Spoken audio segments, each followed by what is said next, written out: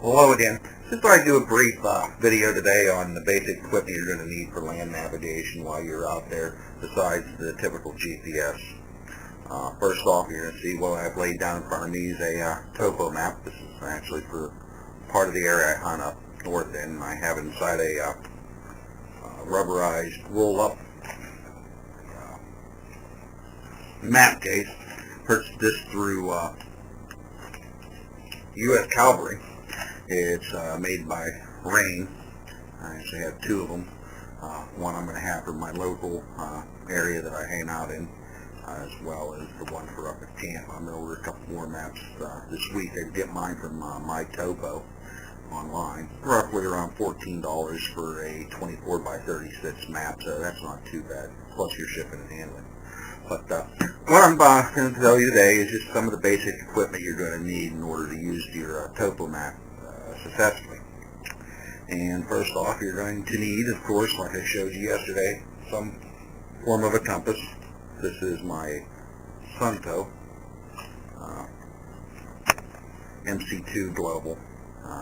It has the global needle. It's able to point to true north anywhere in the country. So, also as a backup, alongside of it, I have a Sylvia Guide model 426. This is my first compass I bought. Wanted a little bit more extra bells and whistles, and it's the same thing. Got a sighting mirror, which I can use as a signaling mirror for signaling as well, and gives me directional arrows and a little bit of a guide on the side. Difference in between these ones, you can actually, I don't know if you can see, I'll point with my finger here, at the bottom you're able to sight right through that, which makes it a lot nicer than trying to just sight with this notch up top. So that's those two. Try not to catch everything here. Alongside with that, I do carry my GPS. It's the Garmin GPS Map 60 CSX. Really good unit. Holds battery charge fairly well. But like I said, the same token, you can have equipment failure. So that's why I have my compasses. Alongside that, you're going to need a scale corresponding with your map. This is a 1 in 24,000 scale 7-minute map. So this has multiple scale designators. This is a X rule, it's like a corona rule. You use it in order to locate yourself with UTM on the map itself.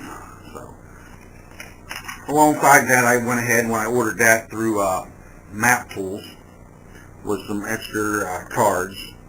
This one gives me a rose for shooting azimuth, a little bit of pointers, what to do with your UTMs, how to designate them. Also gives me a cheat sheet when it comes to metric system. Now what I've done, since topo maps, you're going to be using the metric system. You've heard kilometers out there, clicks. So what I end up doing was setting my GPS now to the metric system, with the exception of elevation. It's still at feet. But the remainder is at metric. It's showing kilometers, meters, and UTM. It's no longer showing longitude and latitude. The reason being is UTM is more accurate. So another tool you'll need for your map, of course, is some sort of marking instrument in order to mark your location and where you feel you're at, and write down your UTM coordinates and plan your next route.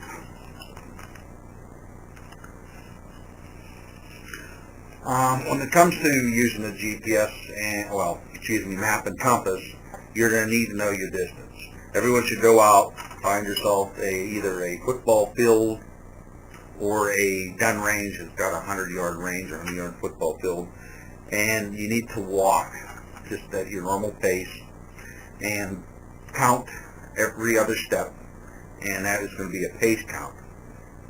And what you're going to create is what's called a set of ranger beads. It's actually a pace counter. There's 9 beads at the bottom, there's 4 up top, so total 13. So every 100 meters, which is roughly 100 meters equals 109 yards, so to give you an idea. You'll pull down one of these beads. And once you reached 900 meters and you do another 100 meters, you're going to pull one of the top ones down, and that will give you 1 kilometer, which 1 kilometer equals, let's see, 0.621 miles. So just figure this a little over a half a mile. So you figure you're going to have to do roughly 2 kilometers in order to equal what we consider a typical mile. So that's pacing beads that are better known as razor beads. So you can make these yourself. You can order them online. And I just like to tinker, so I made them myself. Most of my tools I've been getting here is through map tools. You'll find their address online. You can get everything you need from there. There's simple UTM grids and the slot tool like I showed you here. And it gives you pointers on how to use their tools as well. Also, you can go, there's so much information online nowadays on map reading. I printed out the other day an introduction to using a Garmin GPS with paper maps for land navigation. Because I don't know it all. I need to find out the information in order to utilize my equipment properly. I don't want to get lost. Nobody wants to get lost. So. Well, like I said, this is just a basic introduction on the equipment that you're going to need in order to land navigate, orientate out in the wild. This is a learning process for me. You out there probably know a lot more than I do already. I figured we can learn together. Let's see, a couple sites I want to mention. I did go, and I'll show it in an annotation too, is www.landnavigation.org.